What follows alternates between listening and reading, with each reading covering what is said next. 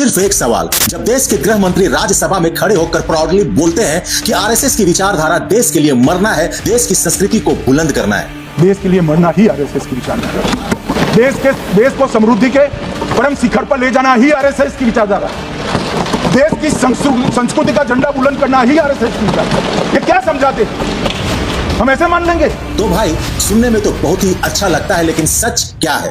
अगर आरएसएस का असली इतिहास खोलकर देख लो तो 1925 से लेकर 1947 तक जब देश आजादी के लिए खून बहा रहा था, तब आरएसएस ने एक भी नेशनल फ्रीडम मूवमेंट में हिस्सा नहीं लिया। न सिविल डिसओबीडियंस, न क्विक इंडिया, न सत्याग्रह, जीरो।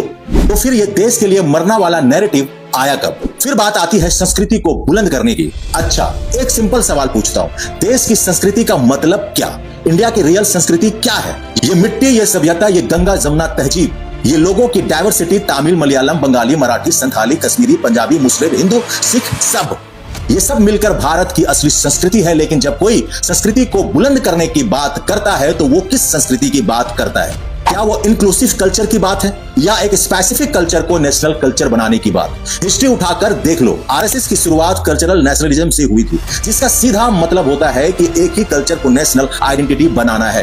तभी तो थिंकर जैसे गोलवालकर ने क्लियर लिखा था कि ये देश तब मजबूत होगा जब एक कल्चरल आइडेंटिटी होगी।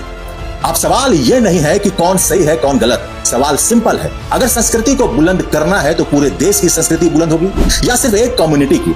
और अगर देश के लिए मरना आरएसएस की विचारधारा होती तो शायद आजादी की लड़ाई में आरएसएस के शहीदों का चैप्टर भी हिस्ट्री में होता। अगर आप मेरे बातों से एग्री करते हो दोस्तों तो कमेंट बॉक्स में जरूर बताना और इस वीडियो को शेयर ज्यादा से ज्यादा करना और फॉलो तो जरूर कर लेना।